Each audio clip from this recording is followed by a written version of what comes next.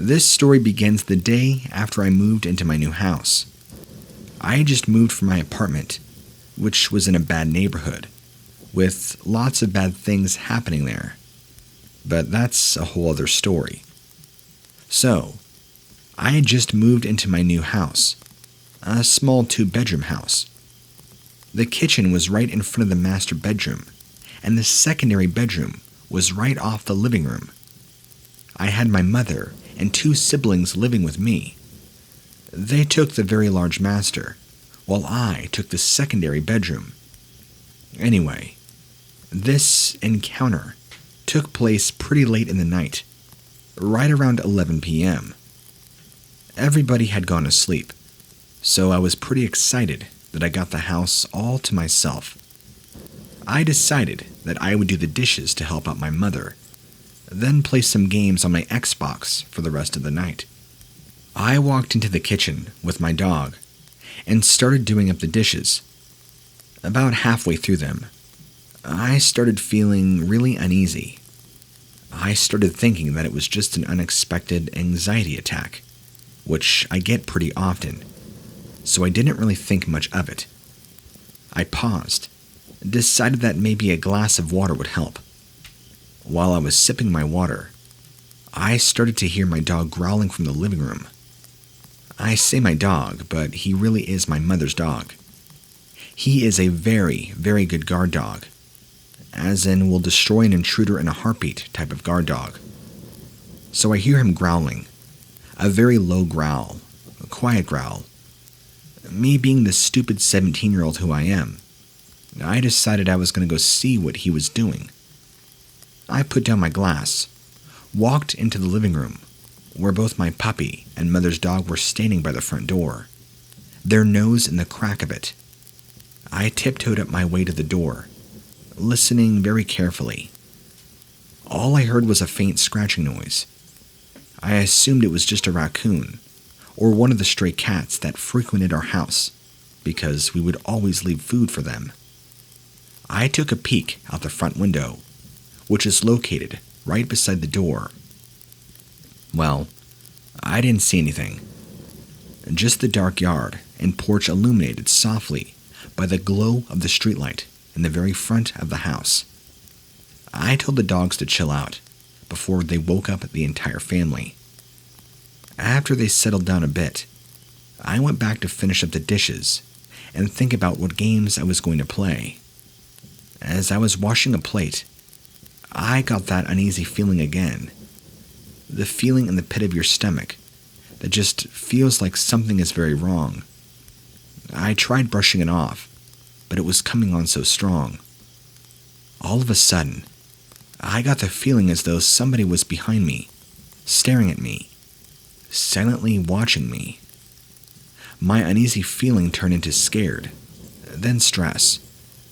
I was so uneasy that I whispered to myself, "Something bad is going to happen. I just know it." The floor began rumbling as though someone was running on it, running up behind me as my back was turned away from the entry to the kitchen. It rumbled so hard. The pounding of the footsteps was so loud. I didn't know what to do except put my hands over my ears to block out sound. It ran up behind me, and it slammed me into the kitchen counter, leaving a large purple bruise on my stomach. As soon as it all started, it stopped. Nothing but silence in the small kitchen. While checking my stomach, I waited, just to see if anything else was going to happen. But nothing did. The room fell quiet. I began panicking, feeling so scared about what had just happened. I finally got the courage to turn around, and as I did, I sighed in relief. My big-eyed pupper was sitting in the doorway, staring up at me. I walked over to her and hugged her, then hooked her up to a leash to take her out before I went to bed.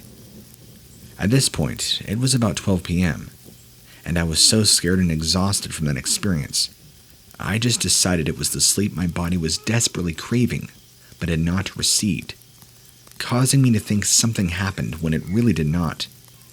Though it doesn't explain the bruise forming on my stomach, I said to my pup, Hard to believe that my mind could conjure up something so scary. She was hooked up, and when we walked out on the porch, normally we have 4 baby stray cats that basically live out there, but they were nowhere in sight. I assumed they took cover at the neighbor's house. I walked little Pupper into the yard, a little ways from the side of the house where the kitchen window was. Now, I wasn't in front of the kitchen window. I was at the front of the yard, but I could see the kitchen window from where I was standing. I looked down and talked to my pup, telling her what a good girl she is and how beautiful she looked.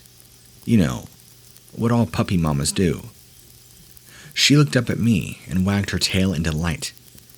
But then her mood suddenly changed as then her neck snapped to where the kitchen window was.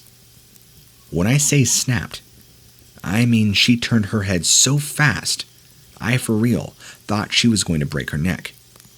It startled me, so I naturally took a couple steps backwards, trying to calm down from the scare. I glanced over to where she was looking, just a small quick glance, and to my surprise, I actually saw something. I wasn't expecting to see anything, so I had a double take at the sight of this thing. We both sat and stared, trying to see what it was. It looked like a tall black silhouette, maybe 8 feet tall, with a very large chest. I remember the chest so well, because it stuck out so far, like scarily far. The figure looked thin in the face, but quite large in the rest of the body. It was staring over the large hedge that was in front of our kitchen window. It was staring into the window, like it was waiting, silently, for somebody or something to move inside the house. I'm guessing my dog's eyes finally adjusted to the darkness, because she let out a small woof at this creature. As soon as she did this, the creature turned his head and stared at me with huge green eyes. My heart sank. The way its eyes were reflecting the light made me instantly think that what I was standing in front of was a giant 7 to 8 foot tall animal. It was silent. No sound. No nothing. In fact, I was so focused on the creature that I had failed to realize that the night insects had gone silent. There was no noise, except for the static sound of the energy coming from the city. I froze, while my puppy began barking loudly and violently. What could this be? Am I seeing things? Is this real? I scooped my pup in my arms, ran in the house. All the while, the same pounding and hearing the loud thudding footsteps as the previous encounter that took place an hour earlier. I ran so fast that I nearly tripped over my own feet. I darted indoors, basically tossing my pooch on the couch, locking the door as fast as I could, leaning against the door, and I listened for whatever it was that chased us in. I also held the door closed, thinking it would actually do something to protect us from that thing. All I could hear was the sound of my heavy breaths from running. My dog's barking must have disturbed my family, because my mother came out of her room, saw me holding the door closed.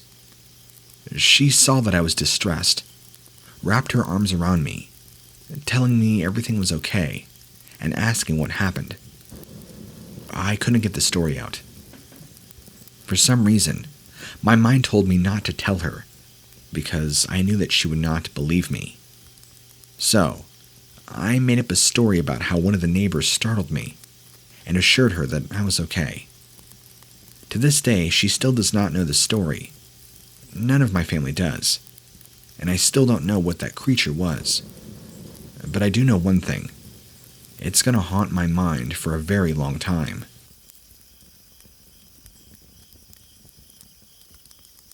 The events I'm about to describe are very true, and I will take them to my grave.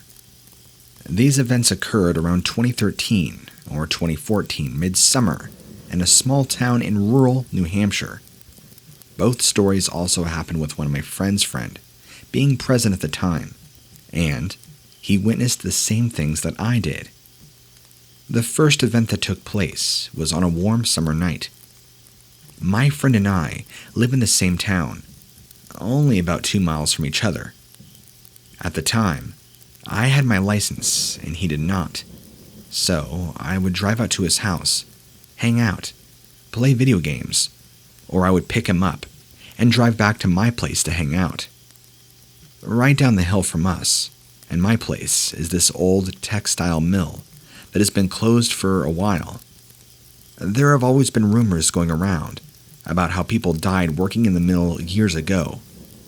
Sometimes at night, if you look in the window, apparently, you can still see ghostly figures still dressed in old-time clothing. Across the street from the mill is a dirt parking lot that telephone companies would park their work trucks in and grab them in the morning. I had just picked up my friend, and we were driving back to my house.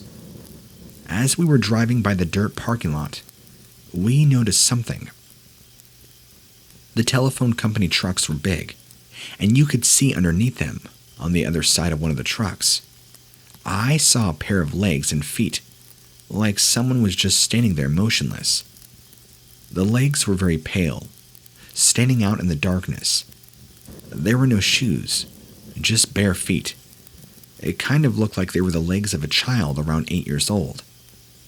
As we kept driving and passed the truck, the feet and legs disappeared.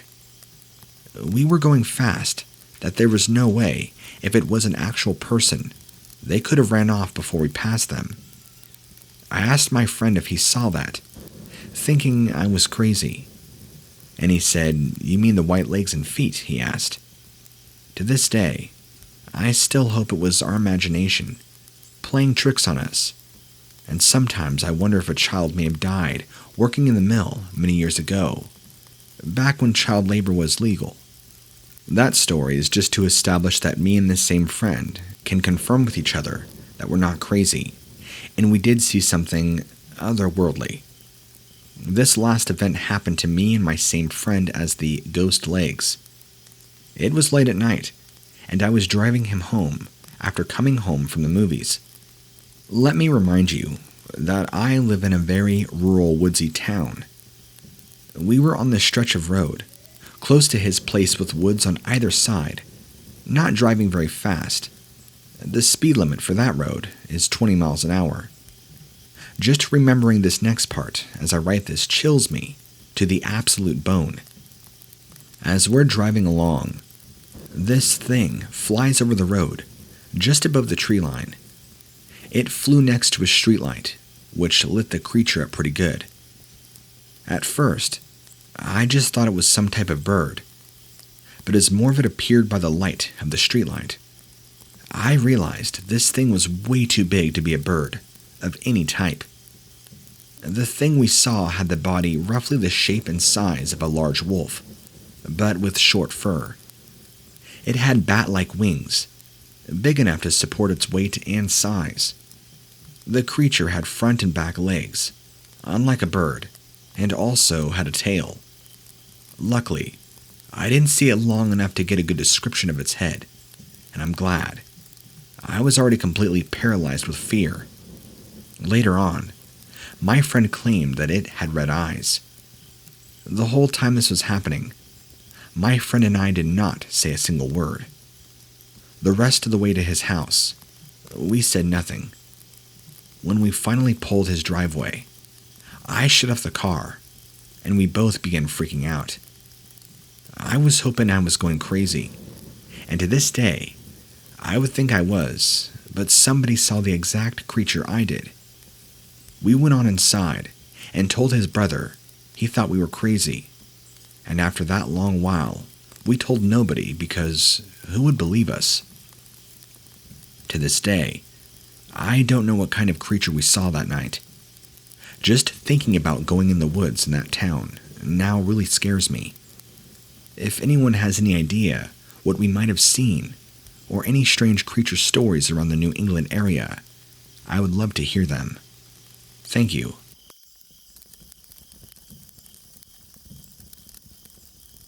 I have two separate accounts to share with you, both from me, in different years, and I believe both were two different creatures entirely.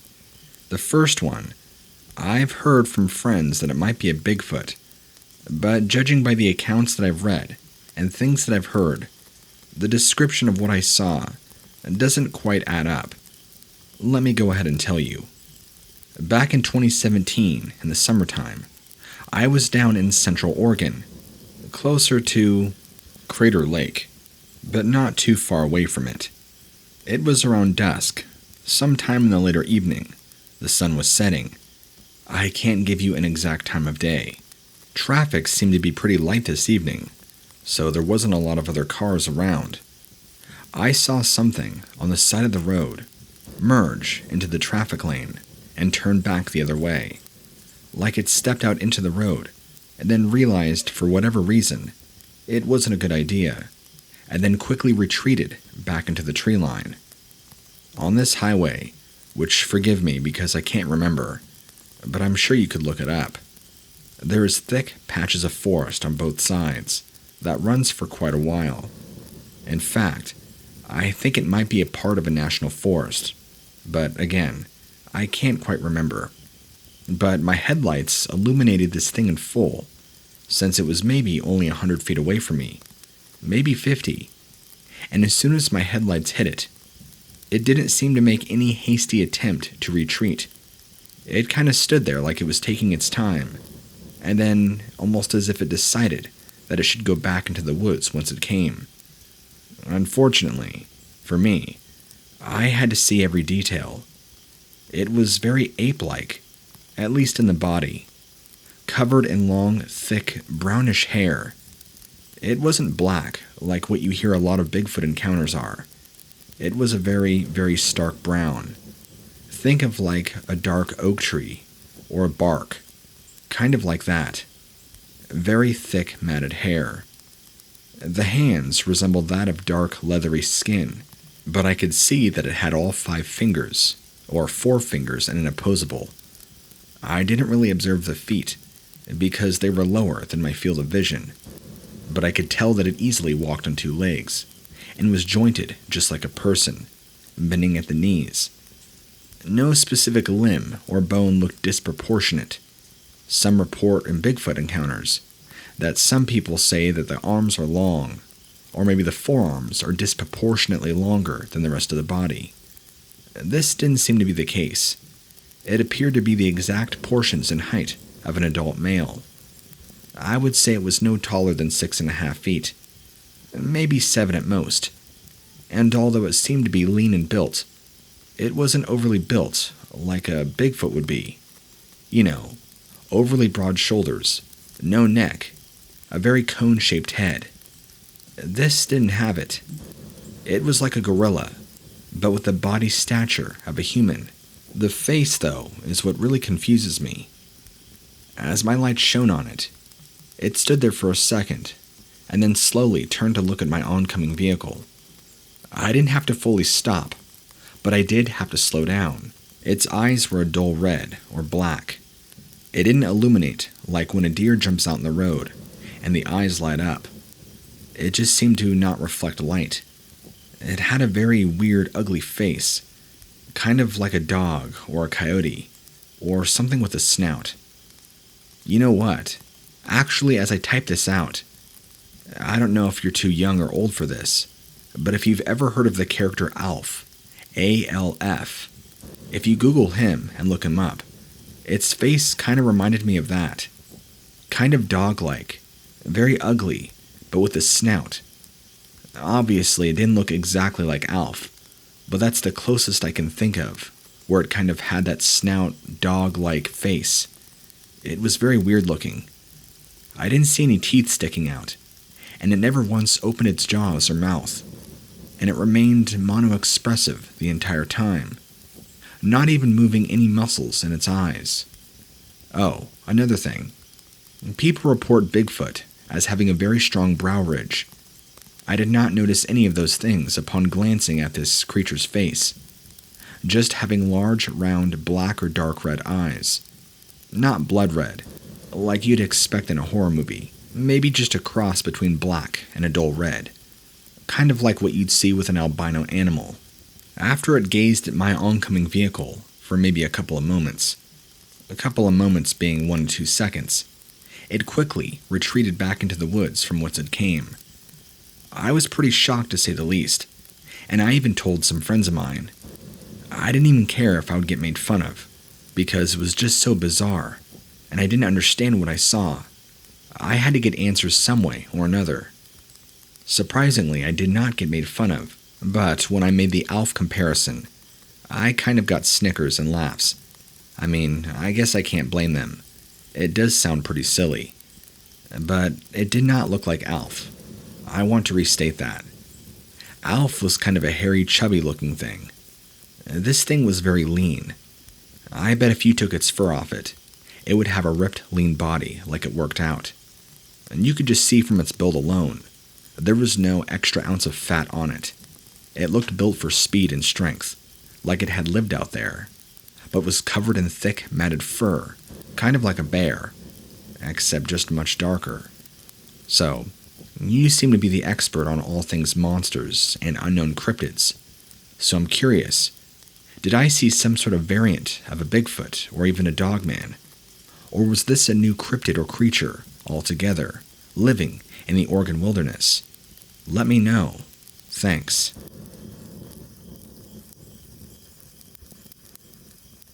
Alright, so this is my second encounter. This occurred back in January of 2020. I was in eastern Oregon at the time. Broad daylight, by the way. I was traveling on Highway 11, I believe. Somewhere between Walla Walla and Pendleton. I was heading towards Walla Walla. Now, before I step into more detail, the geography of the land is kind of like a desolate farmland. Not really desert-like, but lots of just tall grass. There's a whole lot of nothing out there. If you're curious, you can easily street view Highway 11 on Google Maps and see exactly what I'm talking about. I'm not the best at describing geography, so forgive me. So I'm driving. Again, it's broad daylight. Everything is pretty clear around me. The sun is out, the sky is blue, and everything around me is pretty much just tall grass and the occasional bush here and there. There's not a tree in anywhere of my sighting. There are also plenty of cars on the road, along with semi-trucks and things like that. So I'm sure I was not the only one to have seen what I did. On my side, a little bit off in the field to my right, on my passenger's side, movement had caught my eye. After glancing over to see what it was, this strange black being got up from the ground. What appeared to be crouching was now running on all fours, and ran for a short distance. Mind you, this thing was huge, and at this point, completely visible, due to the great lighting conditions, clarity, and other multiple cars around me. There's no reason why nobody else could have seen it. It ran parallel to the road for a very short distance, and dove back down into the tall grass, being fully concealed and no more visibility. Unlike the previous creature that I saw back in the summertime of 2017 down in Central Oregon, this looked nothing alike it. While that thing had longer matted brown hair, this had very short black hair. In fact, it was so black, it was almost undefinable, kind of like a shadow. Like a part of you could tell it was fur, but it was so short that you could just see that it was more just a shape. But it appeared to have small antler-like appendages coming from its head. And its upper body was so overly large, with overly large forearms and upper arms, that it looked extremely disproportionate. It's like if you took the back legs of a bear and took the arms of a man. How crazy that would look. It didn't really make any sense. I didn't get a chance to see the face, more so the backside and the side, and it only ran for maybe 15-20 seconds at most, and kind of had a weird hop to it, if that makes any sense. It wasn't hopping like a rabbit or anything, but as it ran, it kind of had a pep in its step, like it kind of bounced a little bit, almost like it glided, and seemed unnaturally quick. but it was clearly moving each arm and leg as it ran. Why it was concealed in the grass, and how it was able to hide itself, I'm not sure. Considering how black it was, I don't feel like the grass around there is even tall enough to conceal such a large being or animal, whatever it was. And once it dove into the ground, somehow it was fully concealed again, right in a spot where there was no bushes to hide behind, and maybe in grass that was no more than a foot or two in length. So either it dove into a hole in the ground, or somehow touched the ground and vanished. I'm not sure. It was very strange to say the least, and immediately brought my thoughts back to my 2017 sighting, even though I knew right then and there they were two separate things entirely. This thing, I said, was huge, easily larger than the other thing that I saw, which, again, only seemed to be maybe 6 to 7 feet tall at most. I feel, whatever this thing was, had it been standing on 2 legs, would easily be over 9 or possibly 10 feet tall. It was so large. This is why I was surprised that it was able to be fully concealed by the small amount of grass, as if it just materialized in the ground, popped up, ran parallel with the highway for a short amount of time, and then back into the ground. Who knows, to be honest. I figured that whatever it was, animal, man, beast, or cryptid, would probably want to remain fully concealed and hidden from any sort of view or sight. But like I said, there was a decent amount of traffic around, and I highly doubt I was the only one that saw it, since due to its surroundings, it stuck out like a sore thumb, considering how fast it was moving, the sheer size alone, and how odd it looked, not matching any animal I could ever think. And no, it was clearly not a misidentification of a black bear, a coyote, or any animal that would live out in central eastern Oregon. It didn't match any of those descriptions, and it was far too large. A little bit larger than a cattle, to be exact. So, that's why I'm bringing these accounts to you. I figured you might be smart enough or have the knowledge to truly debunk them like you have with so many other things. And if not, maybe I'll get lucky and you'll read this to your audience and they could help me debunk what it was. I will say this though, I'm pretty sure it was not a Bigfoot. Like the first sighting, it didn't match any descriptions you would ever hear with a Bigfoot, and did not really look like it, either from the side or from behind. And I don't think it was a dogman either. I saw a little bit of the head from the back, and with the strange horn-like appendages, it just didn't make any sense. And no, I was not seeing ears either, and it did not appear to have a dog-like head, just a very strange proportionated body. Maybe it was some kind of new cryptid that I'm unaware exists. Who knows? As long as you can help me find out what it is that I truly saw that day. Thank you so much. While many of these stories are not my own, I've acquired them from over a period of time, from many people I've talked to many people I know. Call me a wannabe amateur cryptozoology researcher, or something of that nature. But I just enjoy collecting stories of things that are not supposed to exist. The topic in question is the sighting and existence of the Goatman. Is this a folklore tale, or is this more true than ever before? Well, around the Blue Hill Mountain area, settled in northeast Georgia, there's far more encounters and sightings of this particular cryptid than ever before. I've had many eyewitnesses come forward with their own harrowing tales of seeing this supposed beast walking around, stalking their houses, killing pets and family members, and far, far worse, by terrorizing entire groups of communities. The first story I wanted to share with you was by an older gentleman who lived by himself against the Appalachian Mountains, kind of more tucked into the woods, not entirely a loner. But his wife had passed many years prior, and all of his children grown up and moved far away.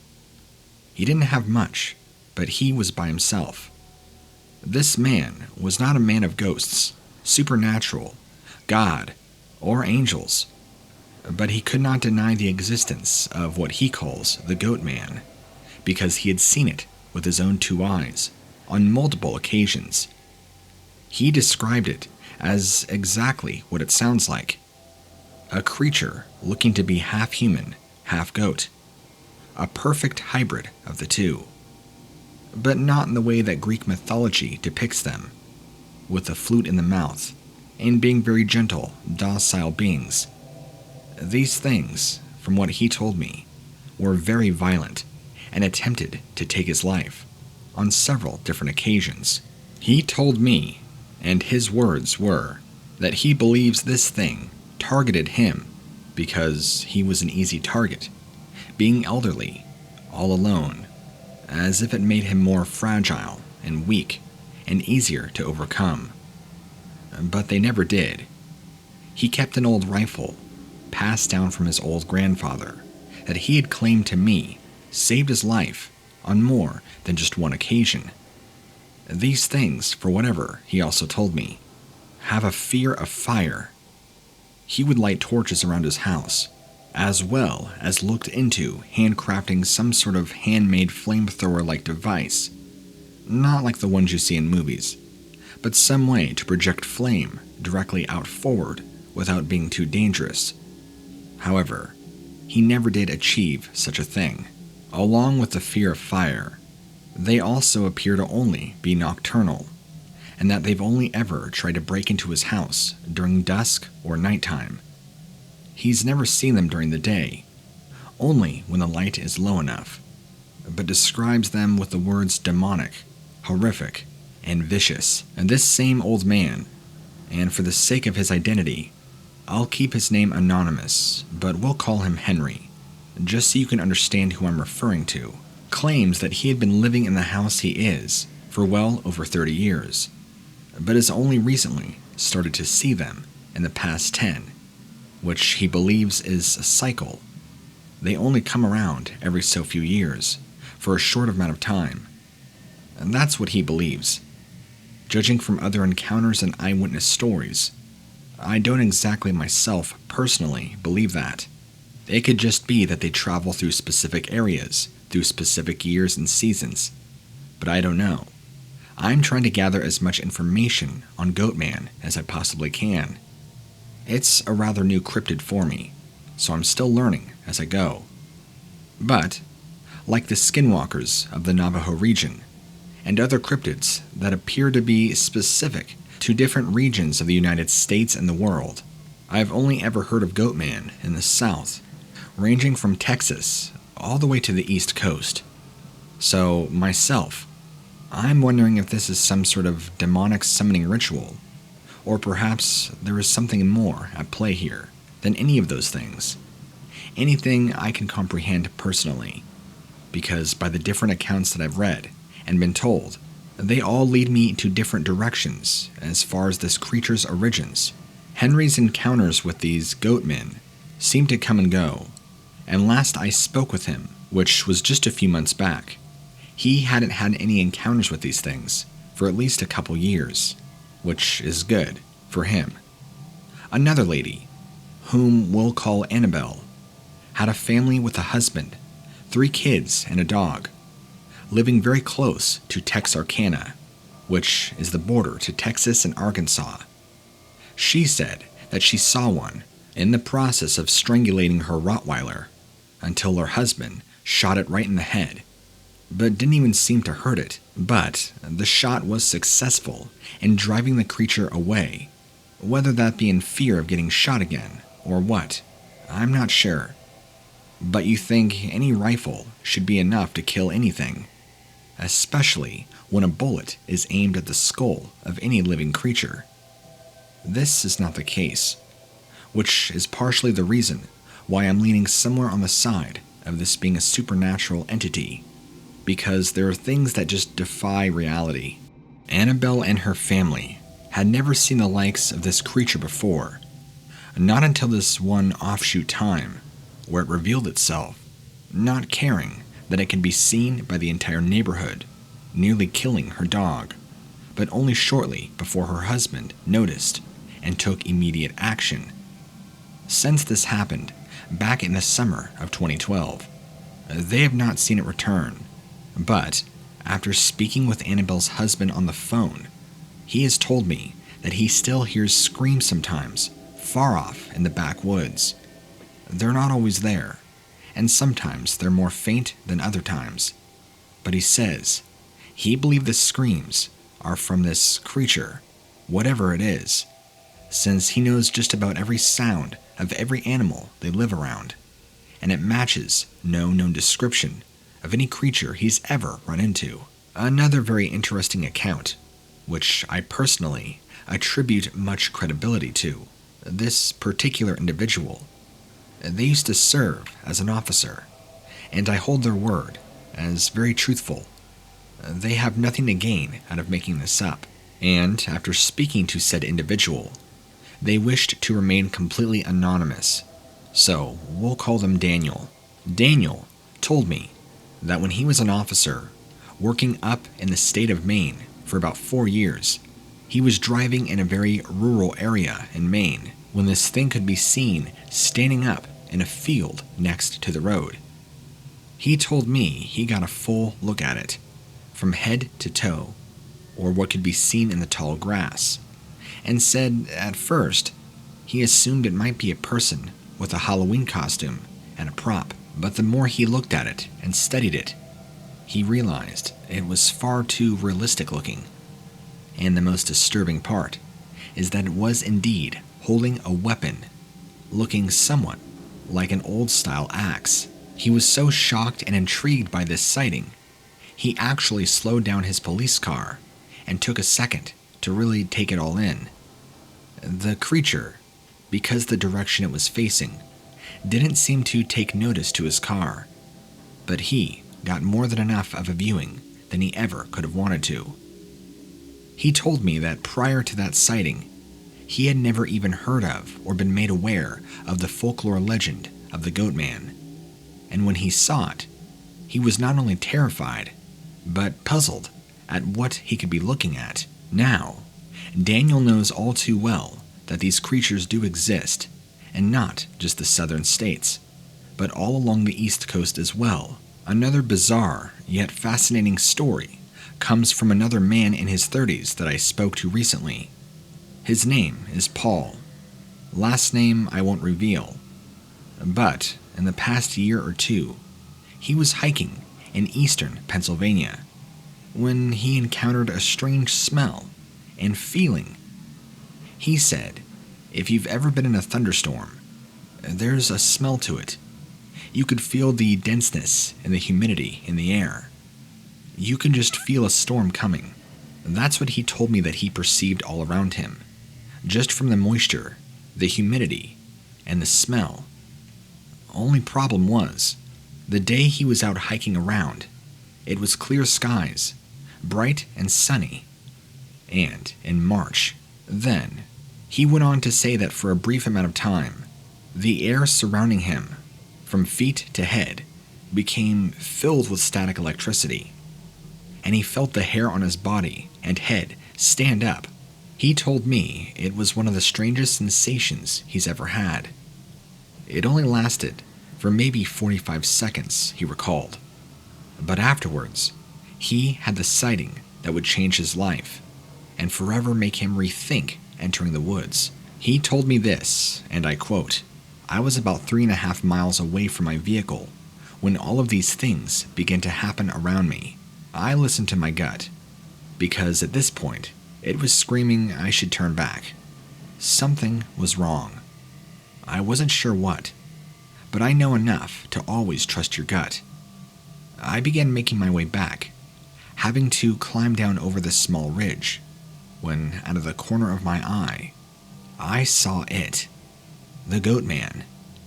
The thing that I'd only ever heard about in stories, a legend that I always thought was fake. But here I was, seeing it in person, and I'll tell you this, laying eyes physically on this sort of being is the closest you'll ever get to physically seeing a demon in real life. Easily 9 to 10 feet tall.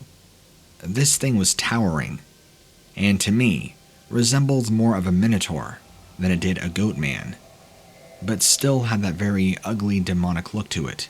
It did not have any clothes on. It did not have an axe in its hand. It seemed to be making its way across a large ridge and wasn't paying any mind to me. Had it looked over in my direction, it could have easily seen me. It's not like in that moment I had any brush or anything to hide behind. I was sticking out like a sore thumb. Had this thing just turned its head? I'm glad it didn't. It continued off into the woods and was gone. It was going at a pretty good pace. It appeared to be on a mission to get to somewhere. Maybe it came through a portal. Maybe that's why I experienced the static electricity feeling.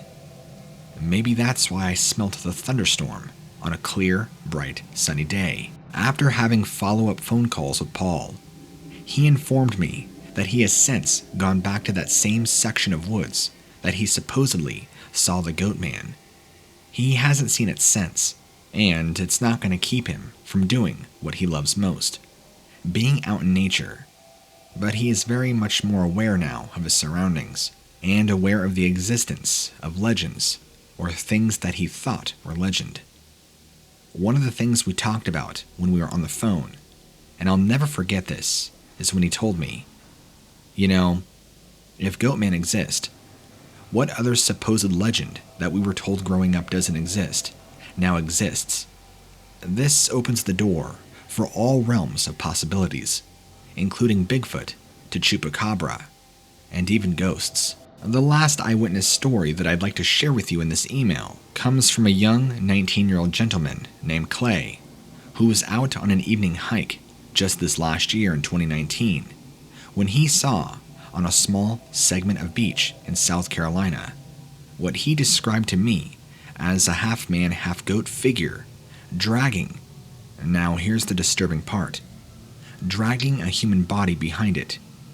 Where it was going, he wasn't sure, but he immediately didn't feel right and called 911.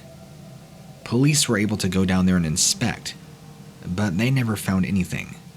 No footprints, which should have been impossible to not find, considering this thing was walking in sand and dragging a human body behind with it. It's eyewitness stories like these that truly disturb me when you hear just how frightened the individual was upon seeing this thing off in the distance. I have tons more stories that I can share with you, and I hope you are open to hearing them. Anyway, I hope you've enjoyed the stories that I've sent you thus far, and if I'm lucky, maybe you'll decide to use them. You have full permission to. Let's keep an open line of communication, as I'm sure if you do use this, your viewers will be hungry for all sorts of other cryptid sightings. I've got plenty, as I keep close tabs with many individuals with their own horrifying personal sightings. Thank you, and take care. If you or somebody you know has a story or encounter they would like to share with me or have me read on this channel, please send it to stories@whatlurksbeneath.com. The email can be found in the description below.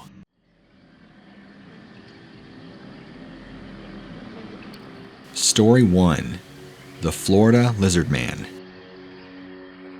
Hi, What Lurks Beneath. I'm reaching out to you because you seem to have a lot of answers to a lot of people's cryptid problems. See, back in January of 2019, I saw something that I think is the Lizard Man, but I'm not too sure because I know for a fact there is no known animal that looks like what I saw, and I know there are only a handful of animals that exist that are even bipedal.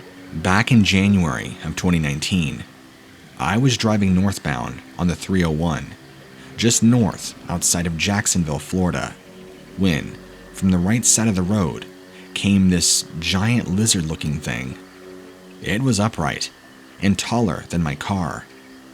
It looked like part man, part iguana, at least in the body, but the head was something else entirely. It was almost prehistoric looking, like if you took the head of a dinosaur and slapped it on a lizardman body.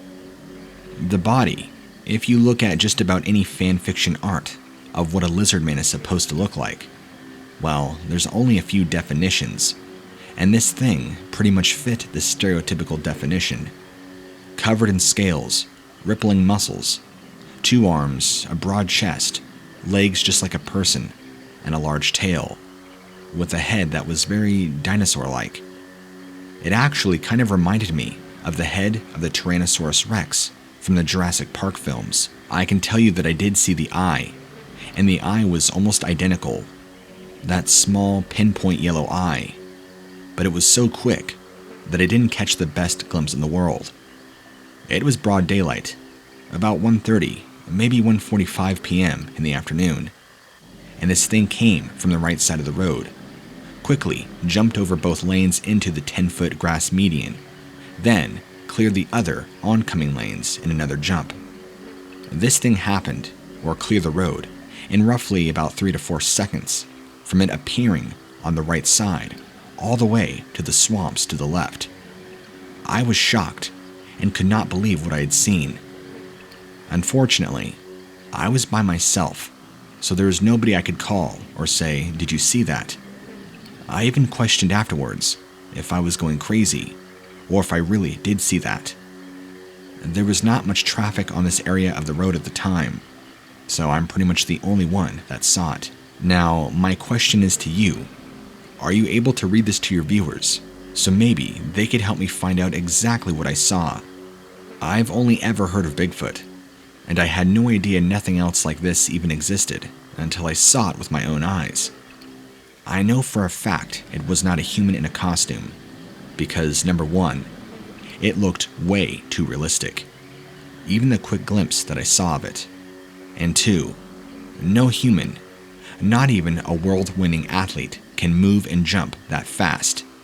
It was not human, and if it was a human, they were supernaturally agile, which, again, I think concludes my case that I am certain I saw a cryptid. Could it have been a lizard man? Do lizard men even exist? Well, I found the answer to that. After seeing this and then doing some research, I came upon the Scape Ore sighting, dated back to the 80s. I'm sure you already know about that. But judging by his drawing that the boy drew, this thing didn't look like that. So I ended up down a rabbit hole, which led me to your Reptilian Encounters playlist. And after going through about 3 or 4 of them, I figured contacting you was my best bet. So, what do you think I saw? Story 2. Alligator Killer. This happened to my father about 15 to 16 years ago, somewhere around 2005. He does not go to this fishing spot anymore, due to what he described to me that he had seen, and I've known about this for a long time. We live south of Houston, southeastern Texas, and yes, before I go on with my story, we do have an abundant amount of alligators. They're actually a part of the freshwater ecosystem here, so if you're surprised to find that out, then I'm sure you'll even be more surprised to find out what happened next.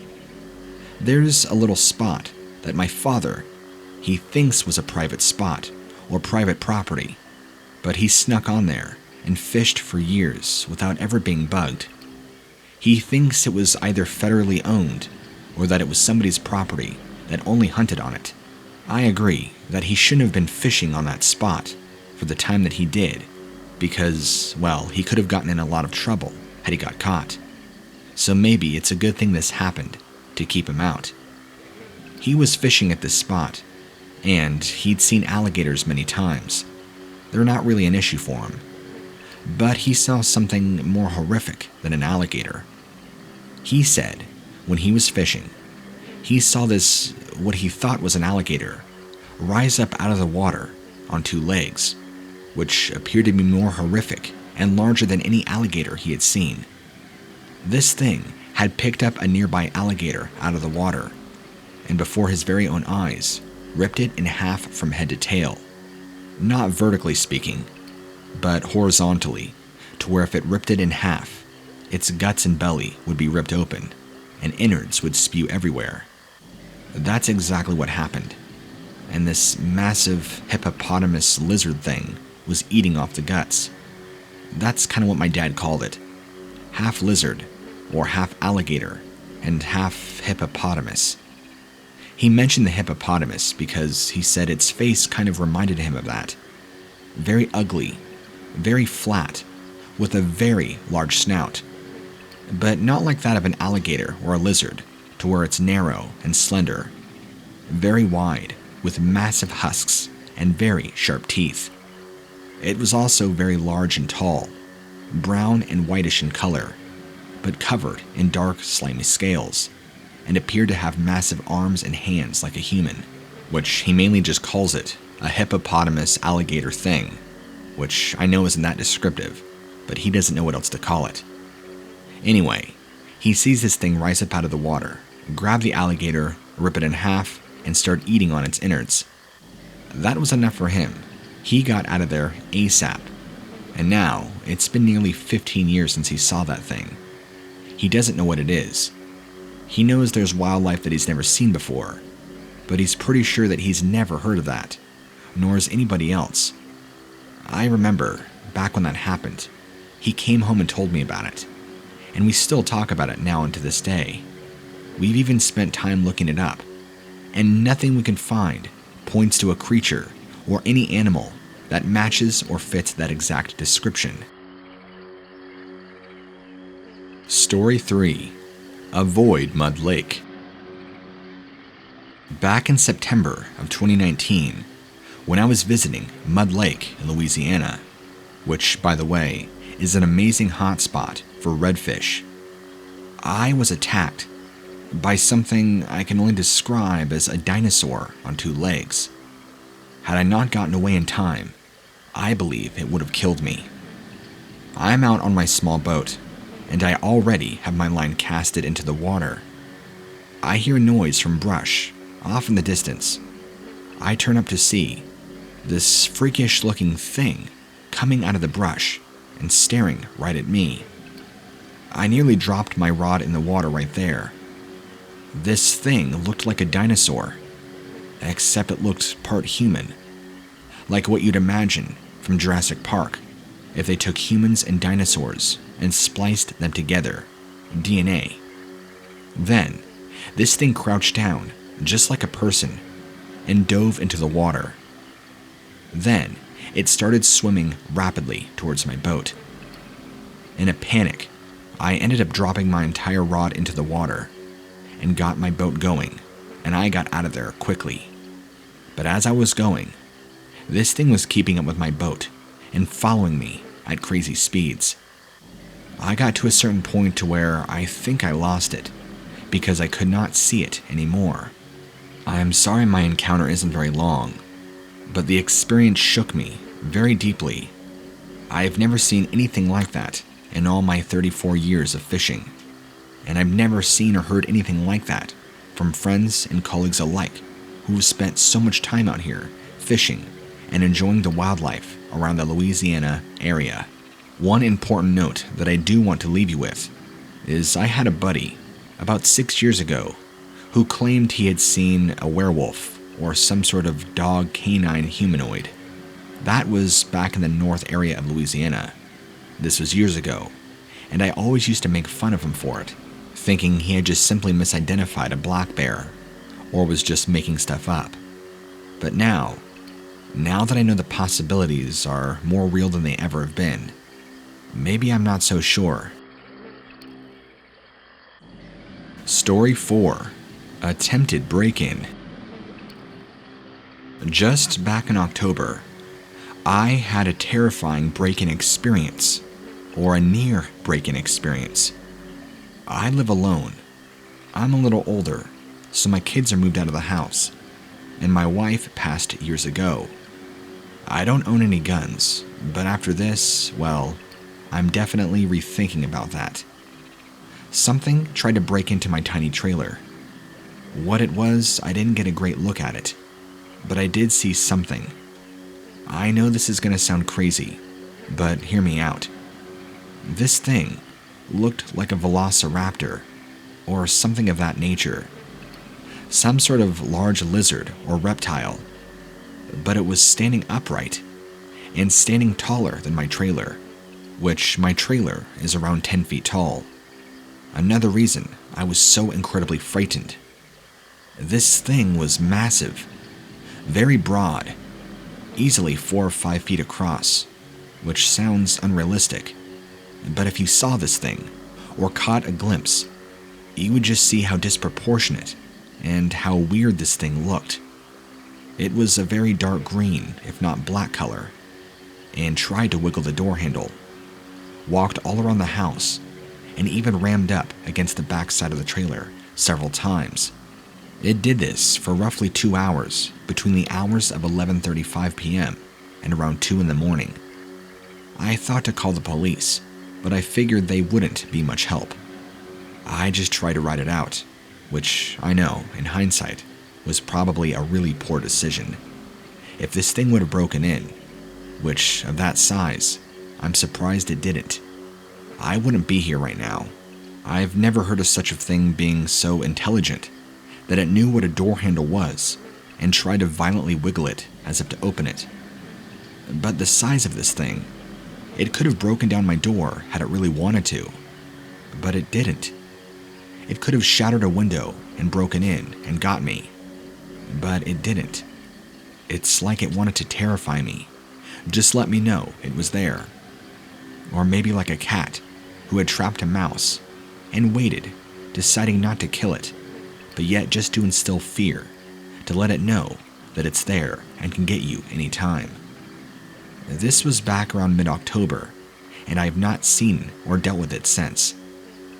Before then, I have never heard of this thing, and I have never had any nightly visits from it. This is the one and only time. It was extremely traumatic, and even though I mentioned the gun thing, I've decided against it for the time being, which is why I haven't gotten one yet. I know that doesn't make sense, but with all the ammunition and guns at an all-time high, I'm just kind of worried about buying one, that for some reason, maybe if I try to purchase one, I'll get in trouble. I don't know. I live at the end of a small road. Not very rural, but not anywhere near the city.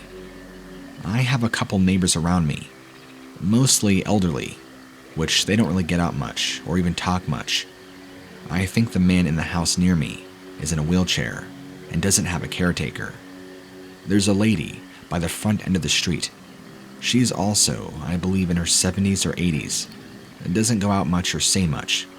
So it's a very small community of people that don't really intermingle. So I'm not exactly sure if they've had their own run-ins with this thing. I'm thinking, though, of maybe going over there and talking with them. Maybe they've seen this thing too. If you or anybody you know has a story or encounter they would like to share with me, please send it to stories@whatlurksbeneath.com. You can find the email in the description below.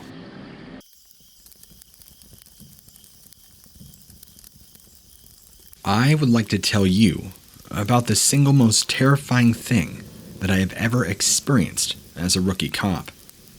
In fact, this messed me up so much that I left the force soon after. I just couldn't cope afterwards. I won't give any specifics such as where this happened, or an exact date. Even though I'm no longer in the job, there could still be repercussions somehow. God knows the nightmare shall be punishment enough. It started off as a regular call from dispatch. Neighbor had called in, saying that she had heard a commotion in the yard next door, and the sound of smashing glass. It was roughly 2 in the morning, and had been loud enough to wake her up. She hadn't seen anything, but thought that she had heard a dog barking, which she'd also found weird, since the neighbor she was reporting about did not have a pet. We were treating it as a possible break-in, since the neighbor said the woman lived alone, so a domestic disturbance was likely. As usual, we were short on officers available for backup, with there already having been a shooting that evening that had been taken out most of the shift, as they dealt with multiple perpetrators and witnesses. So it was just me and my partner. These kind of calls weren't unusual, but since I was still kinda new, they always kept the adrenaline pumping. I'd only been in the job a couple of years, and I'd already seen 2 colleagues buried. We turned off the lights and sirens as we approached the property. My partner, whom we'll call him Joe, went to the front door. I headed to the back. Thankfully, there was a porch light on, so the yard was lit well. The neighbor who had called it in had mentioned hearing a commotion. There was trash everywhere. It appeared like whoever had broken in had first emptied out all the garbage cans and spread them all over the floor. Mindless destruction. Or had they been looking for something? It was hard to tell. There was indeed a smashed window there. Usually, if somebody smashes a window, it's in order to reach through to an open door. I mean, anyone who watches a movie knows that. But this was a full window taken out, and it looked like whoever had gone through it had done so in a hurry, as there was blood on the remaining glass and what looked to be fur. I remember dispatch had mentioned a possible dog at the scene, but not belonging to the owner of the property. It seemed weird. Perps don't usually bring Shep for walkies when casing a joint. Anyway, I push the door and it opens. I radio to Joe that I'm going in and will open the front door for him. As I check the kitchen where the broken window is, there is now a trail of blood going all the way through the house. My gun is out, and I'm checking each room as I go through. But nothing. I let Joe in, and we head up the stairs, seeing more blood as we go too. Now, it would be exactly a surprise if I said that I had a really bad feeling about this.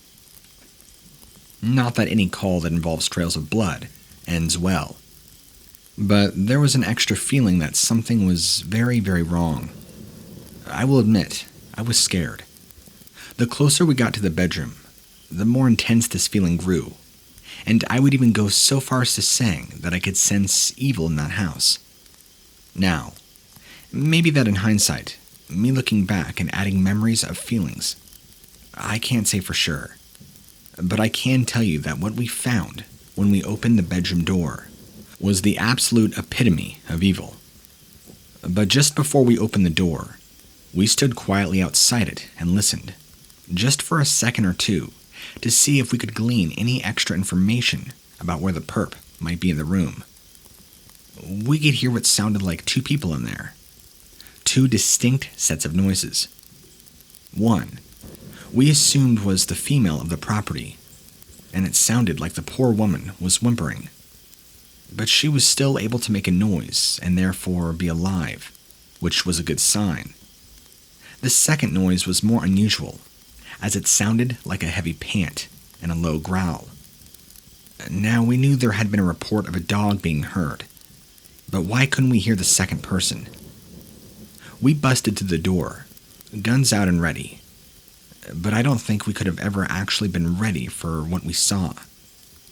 I know for sure that I will never forget it. There was a lot of blood to start with, and we weren't sure who it all belonged to. The woman was lying on the bed. The covers had been thrown off. They were piled in a heap on the floor. She was wearing a nightie, which had been pushed up, exposing her legs and panties. They were covered in blood.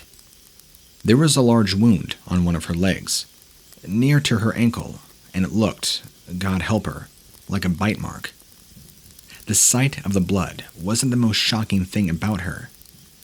It was the look of terror upon her face, and then we saw why. I had rushed to the woman, while Joe had remained by the door, and now the perp appeared from behind it. I will just straight out tell you exactly what it was. A dogman. Let me describe this thing for you. I won't ever forget what he looked like, since I see him every night in my dreams. I would guess around 6'5", very well built, strong as an ox, as my Nona would have said, Despite being covered in a dark brown, rough-looking hair, you could see its muscles rippling through, like it went to the gym. Think The Rock, but with fur. He wore no clothing, but the hair was all over, even on his face. He was bipedal, stood tall and proud, not like a dog who was begging, but like he was meant to be on his two legs. His arms and legs were in proportion to his torso, although the arms seemed to hang a little lower than a human's would. At the end of the powerful-looking legs were large feet, each with a large curled claw, kind of like a talon, and at the end of each long arm was a huge paw, again with razor-sharp looking claws. That all led up to the head. If the body of this abomination was meant to resemble man by its shape, the head was 100% dog. I could have been looking into the face of one of our canine units. It was German Shepherd for sure, which may be some wolf thrown in. The small pointy ears were pressed down, the long black snout dripping. Small black eyes stared right at me, and the mouth was open. Curled lips and a snarl to show a very dangerous set of teeth. There was now fresh blood all around the maw, and that was when I also noticed more blood matting the hair on one side of its body. That must have been the blood trail that we had followed from the broken window. Now, I don't know about you, but when I watch a horror movie, and the hero doesn't bat any eye when they see the vampire, or creature, or werewolf, or monster, just instinctively somehow knows what to do to kill them. I always thought to myself, if I met a monster in real life, I'd probably soil myself and run away, or be completely frozen in fear. It's one thing to go onto autopilot and use your training when you're faced with a human, but there are no lessons at the academy about what to do when you meet a non-human foe. Suddenly, it leapt at me, and then I heard a bang. There was a flash, a howl, and a crash. Joe had managed to do one better than me, and had come out of his shocked stupor when the thing made to attack me and shot it. It had hit the beast, and then smashed through the upstairs window into the garden below. In the few seconds it took to look out, it was gone. There was a load more blood and hair in the rose bush below the window where it had landed, but it was now gone. Training kicked in, and then we dealt with the victim, stemming the blood flow on her leg until the EMTs arrived. The poor woman was absolutely traumatized, as you would expect. Thankfully, it had only been a physical attack, and I say only knowing full well just how traumatic the entire thing was. Believe me, if it had gone from sniffing to worse. Anyway, she was patched up and allowed to go home.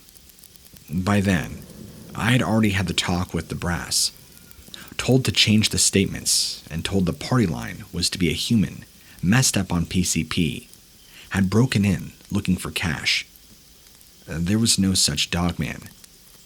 It wasn't long after that I left. And do you know the absolute worst thing about the entire story? People know about this, and it's being covered up. These creatures, these predators are real, and nobody, for whatever reason, is allowed to talk about it. I am a hunter. I've been hunting for years. I would consider myself experienced, but considerate.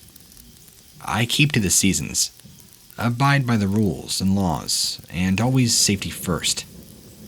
I enjoy the thrill of the kill, but I also hunt for food. If I shot a deer, I bring it home and feed the entire family. I'm telling you all this to let you know that I'm not some sort of gun-toting crazy that goes out killing for the sake of it. I've also been doing it for a long time.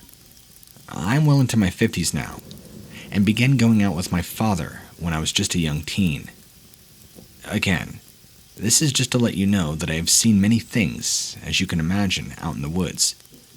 That when I came across the animal I'm about to tell you about, I was confused, and I wasn't mistaken. It was turkey season, so I was out early, hoping to catch a big tom. I was looking to find somewhere to bunker down. It was around 5 in the morning or so, a touch of mist, and still quite dark. There was a profound dampness in the air.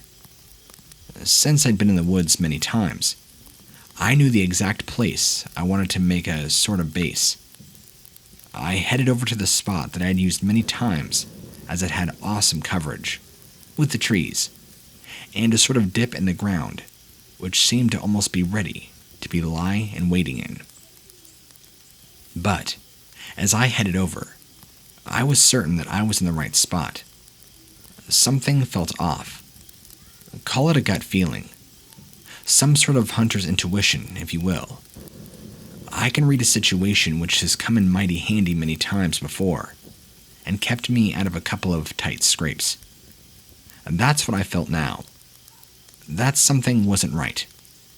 As I said, it was still pretty dark, since it was early dawn, and I was more feeling my way from memory than actually being guided by any sort of light. I don't take a flash or nothing with me, so I hadn't seen what had decided to make me usual spot in my home, until I came closer than I would have if I had known. Thankfully, I heard before I saw, and what I heard made all the hairs on the back of my neck stand straight up. Dogs. I could tell it was dogs from the low growl, whining and yapping, and those sounds were the most alarming, as they seemed to be coming from a pub. Now, anyone knows that the worst kind of animal to encounter is a mama. They will do anything to protect their offspring, and quite rightly so. I wasn't sure why there would be a pack of feral dogs in the woods. I had never seen anything like them in there before, but I did not want to hang about. I was just about to try and sneak off when my cell phone began to vibrate. To say I was angry was an understatement. I always turn it off entirely before a hunt. Still, at least, it wasn't blurring out AC/DC. Maybe the vibration alone wouldn't attract any unwanted attention. But of course it did. Again, I heard it before I saw it. That growling noise. Only there seemed to be something very, very wrong. I stood up. I'm over 6 feet tall. That sound should have been coming from at the very most around the top of my leg area. Yet it seemed like it was coming from right beside me. And in fact, I could swear that I could feel hot breath on the back of my neck. My first instinct was to run. But I also know that sometimes running away makes whatever is behind you give chase. I needed to turn to face this thing and show some human dominance. Yeah, right. But that's what was going through my mind. That and total blind panic. As I slowly turned, I came face to face with what I assume was the mama dog. Only she wasn't dog-sized. She was not wolf-sized. She was people-size. A huge she-dog, as big as me. Not like an actual hound on 4 legs that just happened to be massive. This thing was standing on 2 legs, looking me right in the eye. She was built like a pro wrestler, covered in a thick reddish-brown fur. Her head reminiscent of that of a Doberman, with those tight, mean-looking features. Her teeth were bared, and every tooth, unlike that of a regular dog, was pinpoint tack sharp.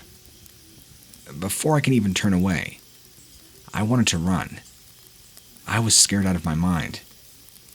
I didn't even bother to draw my weapon, head out at her, try anything to defend myself. I was that frightened, right then, that I honestly thought she was going to kill me, and I just wanted it to be quick and as pain-free as possible.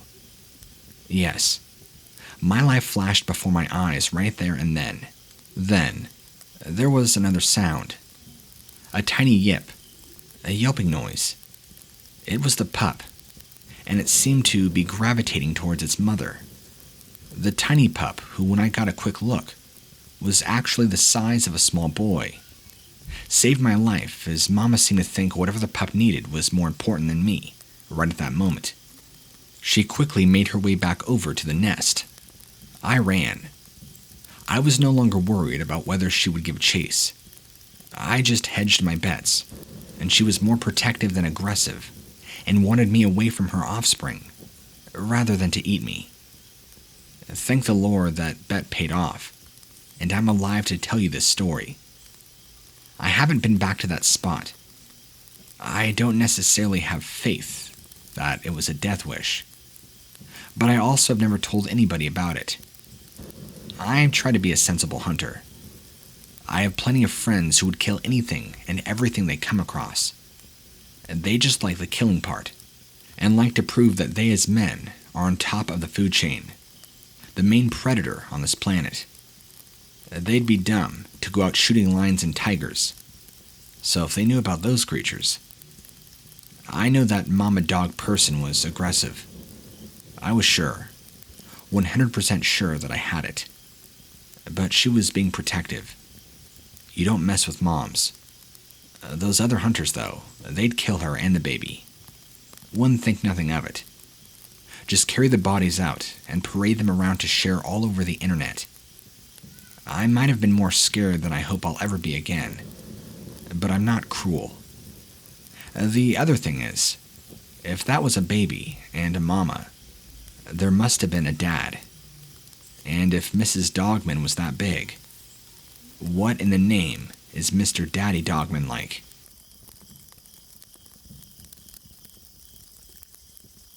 I was one of the Marines that had toured in Afghanistan the longest. It wasn't because I wanted to be there. It was because I was the one of the best in a firefight. I could keep my weapons hot and my head cool. When you're on the outside of the armed forces looking in, you see the medals you get when you survive through one disaster after another. When you're on the inside, you know that the real reward for surviving is going on missions with a slimmer chance of survival. Everyone else just dies faster. We were being dropped by a helicopter into an undisclosed location. I thought I had a pretty good grasp on the geography of the area, but looking down, I had no landmarks to properly guide me. It was wide open wilderness, like the underworld of some bad children's story. Our parameters were to gather whatever intel we could and neutralize any threats. That was by far the most vague and open-ended mission parameters that I've ever heard in my entire career. Who were the innocents? Were there any hostages? Were there any confirmed hostiles? Were we investigating to see if there were any hostiles? No such details were forthcoming. The last thing they told us was that we had an hour, and after that, they were leaving us there if we didn't come back out. That made me wonder if something had already been encountered at that location that nobody just came back from. But you didn't ask those questions out loud. We were kicked out in front of a caravan, set into a very spiky-looking mound of rock. It looked more and more like something from a bad story. I took point, and we turned on our light and plunged into the cave. It was remarkable how much cooler it was inside that cave than outside. It made me feel like I could breathe a little easier, but I still had to keep my wits about me. The first 5 minutes of crawling around in there had sold me on the idea that there were no people inhabiting the cave. The odd bone or two might have been left by some desert scavengers looking for shelter from the sun, but no people. I changed my mind in a hurry when we passed through a narrow opening into a room that was rank with the aroma of iron. Dark stains painted the walls all around and the ground. The horror show had officially begun. One thing led to another. Skulls with wooden stakes driven through them. Slabs of wood with rotting bodies stretched out and impaled with more wooden stakes, and whatever else could be used in a similar fashion. We were so caught up with the cascade of grisly revelations that we lost our focus long enough for a hostile to leap out of some shadowy hiding place and let loose a volley of bullets. Most of the shots missed. 2 found my armor and were safely buffeted. He wasn't wearing anything more protective than a cloth robe, and my retaliatory shot found his head. He joined the rest of the head wounds littering the chamber. The surprise attack had shaken us, and we were eyes up from that moment on. The intensity of that first room was just the beginning. Mutilated bodies became a common part of the decor. There was one small chamber where the floor was completely eclipsed by human remains. What kind of information was the CO wanting? I don't even think he knew. The answer was probably in an office somewhere. I've seen enough Indiana Jones movies that I should have been able to avoid what happened next. I guess I just didn't expect to see anything like it outside the movies. We stepped into yet another chamber that had a high ceiling. This is the part where we got really nervous. There were sounds in that chamber, animal noises that I could not place, and I don't think my men could either. There were some that sounded like wild boars, others like lions.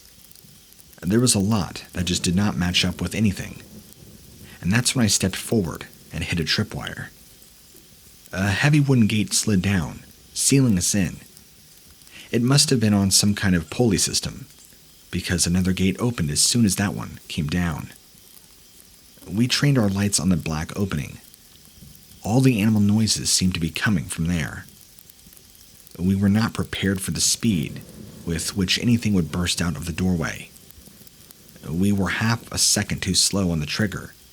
When my bullets had struck the doorway, someone was already on top of one of my men. The seconds that followed, with me retraining my aim and firing, began to slow down. I saw the shape that had tackled my fellow soldier. It wasn't human. It was superhuman. Huge, muscular. Everything about it was taut with aggression. Its furry arms dealt one haymaker after another, with blinding force and speed. I unloaded into the side of its ribs, shoulder and head. It landed on its back, stone dead, part of its hairy skull blown open. From the neck up, it looked like a very rugged German shepherd that had been in plenty of fights. From the neck down, it looked like a steroid-charged killing machine. All humanoid features, just very furry. I turned the light to my fallen soldier. His neck had been broken, and his face was peeled off. More grunts approached the opening of what was left, and we got ready. The gunfire created strobe lights in the cavern, and each flare was a snapshot of teeth and claws, and eyes that burned with a glow. There were at least 4 of them. I dropped 2 of them with volleys straight to the head. Shooting them in the chest didn't seem to do much, and a sickening cracking sound drew me over to see that one of them had breached a soldier's chest and was tearing into his ribcage. My light caught the movement of his lungs before clawed hands tore them out. It explained why I didn't hear him scream. The back of the monster soaked up nearly half of a magazine before it fell over. I shouted to whoever was left to get the exit unblocked. That maneuver cost us 3 more lives, as those 3 soldiers used themselves as shields to protect the Marine that broke the supports, keeping the barrier in place. 3 of us made it out. The people that orchestrated the operation wanted to know if we had completely taken care of all the hostiles. We weren't sure. They marked it as a mission failure, and all of us were discharged. I was able to connect with someone out of pure chance who had been sent on a similar suicide mission to the exact same region. Just a different cavern. If you've ever experienced anything like this, please reach out to me. We need to talk. I saw my men torn apart, with nothing but claws and fingers, from beings that looked like the Egyptian Anubis. I want to know why they were fed to these things, like cans of tuna, and I'll be vetting you when you contact me just to make sure. I think you'll understand. Thank you for taking the time to read this.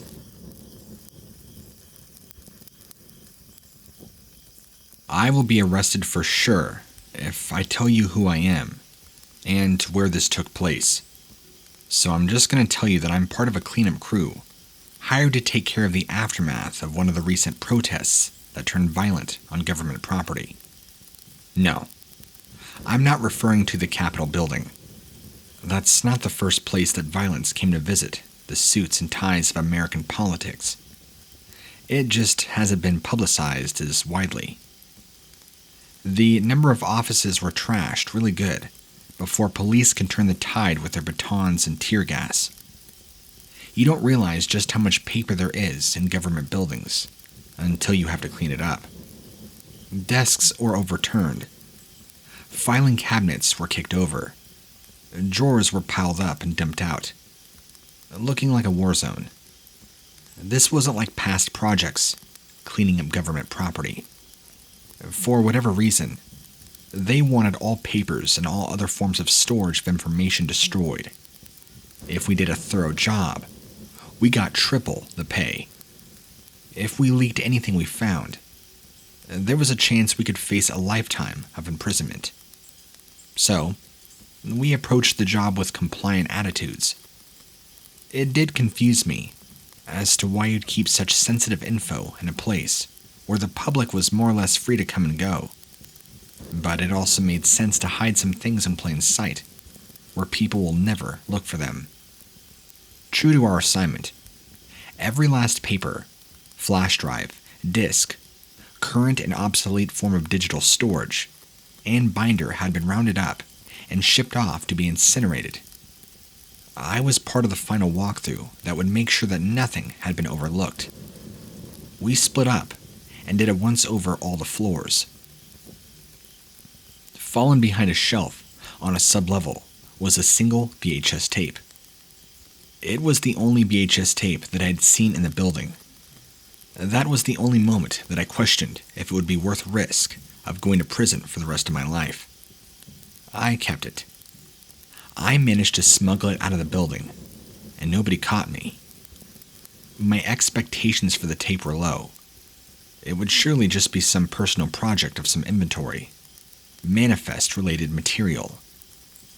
The first 10 minutes were of the camera sitting on a table, filming an empty cage of sort. It was all metal, and the bars seemed or appeared to be very heavy. There were a host of locking mechanisms and levers, even gears. I think I saw buckles and straps, which made no sense. Then the film cut to a separate segment where the cage was occupied. Whatever it was crammed inside the cage, and it was not happy about it. It had no room to stand up or to sit down. The cage may as well have been an animal's coffin. I wanted to think it was some sort of gorilla, but even gorillas don't get that big. And gorillas also don't make sounds that fear-inspiring. The grainy quality of the tape made it impossible to pick out details of the black shape in the cage. Another jump cut to a small room, rectangular in shape with no windows and no visible doors. A hard-looking man, quite possibly a convict, was looking around, with a very confused expression on his face. Tattooed from head to toe, he muttered something in Spanish. He moved across all the walls as if probing for an exit. Apparently, he was not made aware there was a camera.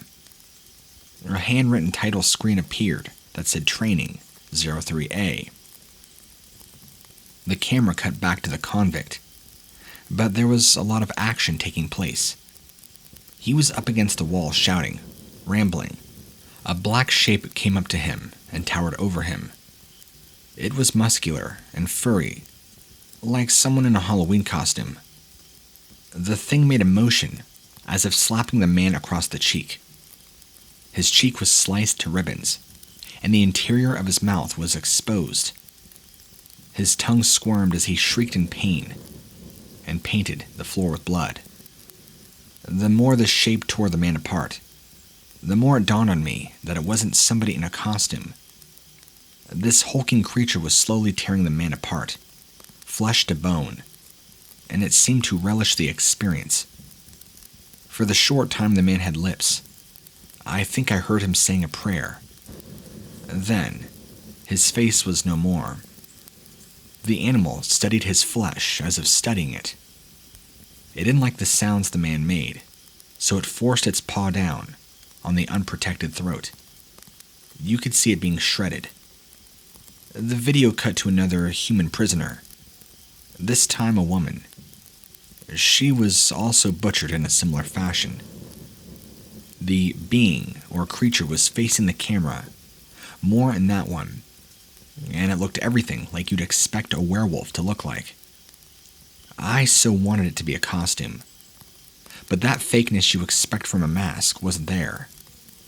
Everything was just so alive and moving, brimming with intelligence of a predatory killer. There were twitches and ticks that could not be simulated by a costume. The woman's death was not slow.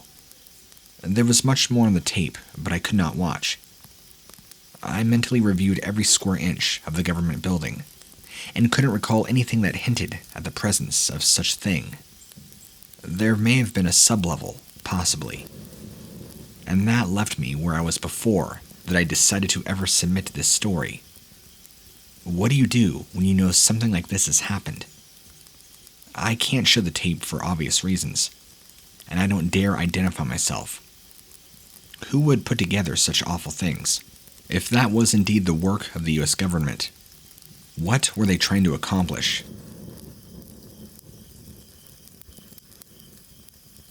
My Uncle Brown talked me into going hunting with him. Not the worst thing in the world, except my uncle was prone to drinking when out hunting.